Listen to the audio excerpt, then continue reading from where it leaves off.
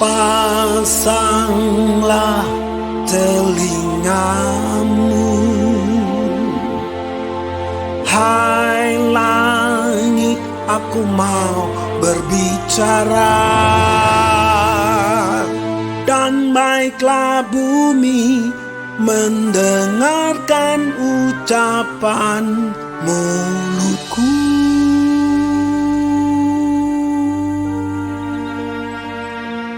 Mudah-mudahan pengajaranku menitik laksana hujan, perkataanku menetes laksana embun, laksana hujan renai ke atas tunas muda, dan laksana dirus hujan ke atas tumbuh-tumbuhan. Sebab nama Tuhan akan kuserukan. Berilah hormat kepada Allah kita. Gunung batu yang pekerjaannya sempurna, karena segala jalannya adil. Allah yang setia, dengan tiada kecurangan, adil dan benar Dia. Berlaku busuk terhadap Dia mereka yang bukan lagi anak-anaknya, yang merupakan noda, suatu angkatan yang bengkok dan belat-belit. Demikianlah engkau mengadakan pembalasan terhadap Tuhan, hai bangsa yang bebal dan tidak bijaksana. Bukankah Ia Bapamu yang menciptakan engkau, yang menjadikan dan menegakkan engkau? Ingatlah kepada zaman dahulu kala. Perhatikanlah tahun-tahun keturunan yang lalu. Tanyakanlah kepada ayahmu, maka ia memberitahukannya kepadamu. Kepada para tua-tuamu, maka mereka mengatakannya kepadamu. Ketika Sang Maha Tinggi membagi-bagikan milik pusaka kepada bangsa-bangsa, ketika Ia memisah-misah anak-anak manusia, maka Ia menetapkan wilayah bangsa-bangsa menurut bilangan anak-anak Israel. Tetapi bagian Tuhan ialah umat-Nya.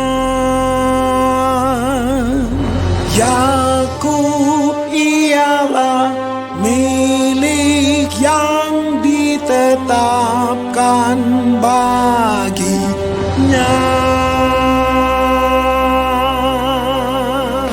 Didapatinya dia di suatu negeri, di padang gurun, di tengah-tengah ketandusan dan auman padang belantara.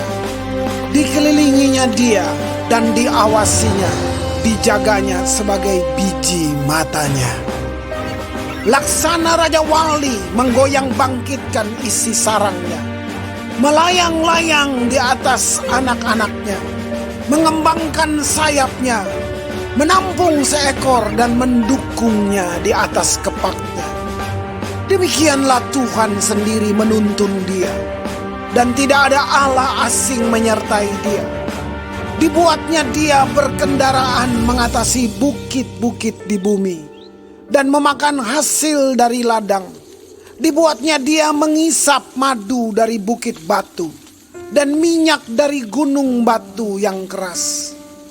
Dadih dari lembu sapi, dan susu kambing domba, dengan lemak anak-anak domba, dan domba-domba jantan dari Basan, dan kambing-kambing jantan, dengan gandum yang terbaik, juga darah buah anggur yang berbuih engkau minum.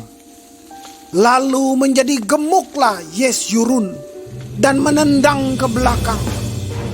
Bertambah gemuk engkau, gendut dan tambun, dan ia meninggalkan Allah yang telah menjadikan dia. Ia memandang rendah gunung batu keselamatannya. Mereka membangkitkan cemburunya dengan Allah asing. Mereka menimbulkan sakit hatinya dengan dewa kekejian. Mereka mempersembahkan korban kepada roh-roh jahat yang bukan Allah, kepada Allah yang tidak mereka kenal, Allah baru yang belum lama timbul, yang kepadanya nenek moyangmu tidak gentar.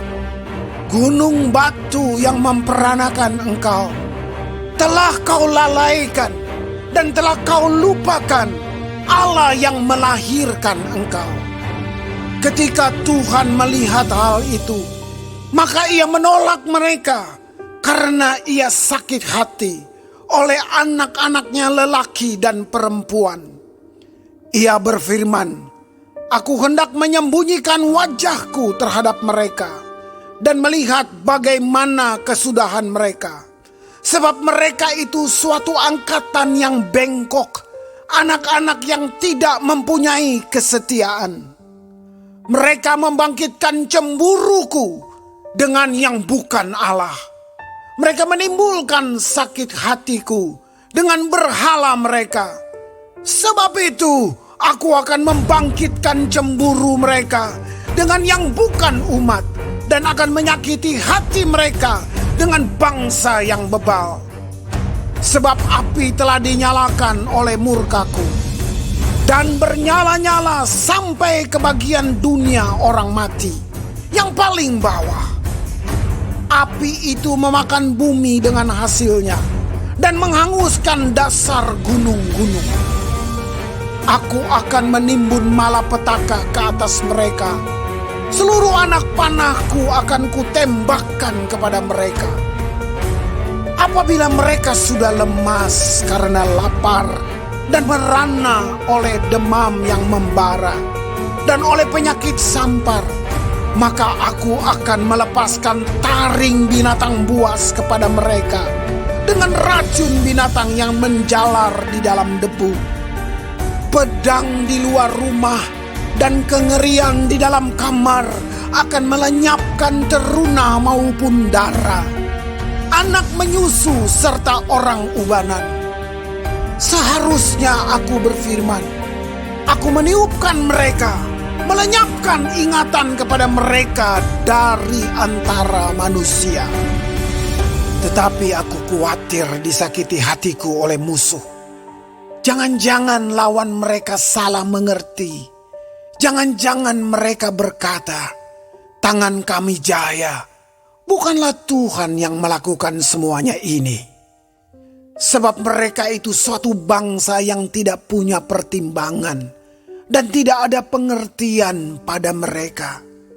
Sekiranya mereka bijaksana, tentulah mereka mengerti hal ini dan memperhatikan kesudahan mereka.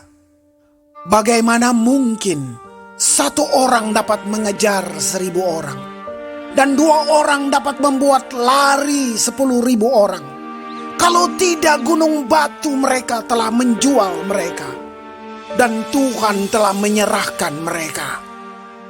Sebab bukanlah seperti gunung batu kita, gunung batu orang-orang itu. Musuh kita boleh menjadi hakim. Sesungguhnya pohon anggur mereka berasal dari pohon anggur Sodom dan dari kebun-kebun Gomora.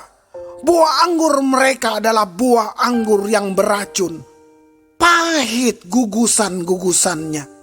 Air anggur mereka adalah racun ular, dan bisa ular tedung yang keras ganas.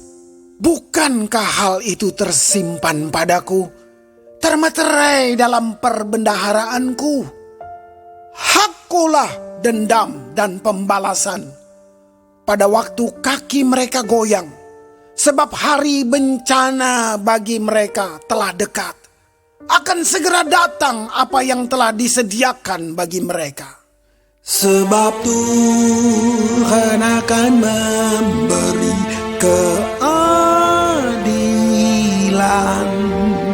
kepada umatnya, dan akan merasa sayang kepada hamba-hambanya.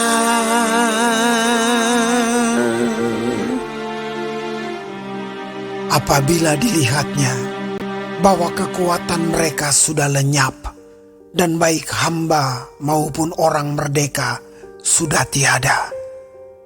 Maka ia akan berfirman, di manakah Allah mereka, gunung batu tempat mereka berlindung, yang memakan lemak dari korban sembelihan mereka, meminum anggur dari korban curahan mereka? Biarlah mereka bangkit untuk menolong kamu, sehingga kamu mendapat perlindungan. Lihatlah sekarang bahwa akulah Dia, tidak ada Allah kecuali aku. Akulah yang mematikan dan yang menghidupkan. Aku telah meremukan, tetapi akulah yang menyembuhkan. Dan seorang pun tidak ada yang dapat melepaskan dari tanganku. Sesungguhnya aku mengangkat tanganku ke langit dan berfirman, demi aku yang hidup selama-lamanya, apabila aku mengasah pedangku yang berkilat-kilat dan tanganku memegang penghukuman, maka aku membalas dendam kepada lawanku dan mengadakan pembalasan kepada yang membenci aku.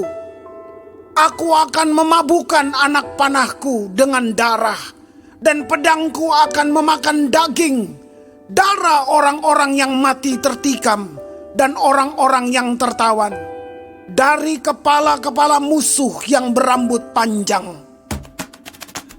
Bersorak-sorailah, hai bangsa-bangsa, karena umatnya. Sebab ia membalaskan darah hamba-hambanya dan membalas dendam kepada lawannya dan mengadakan pendamaian bagi tanah umatnya. Lalu datanglah Musa bersama-sama dengan Yosua bin Nun dan menyampaikan ke telinga bangsa itu segala perkataan nyanyian tadi. Setelah Musa selesai menyampaikan segala perkataan itu kepada seluruh orang Israel, berkatalah ia kepada mereka, perhatikanlah segala perkataan yang kuperingatkan kepadamu pada hari ini, supaya kamu memerintahkannya kepada anak-anakmu untuk melakukan dengan setia segala perkataan hukum Taurat ini.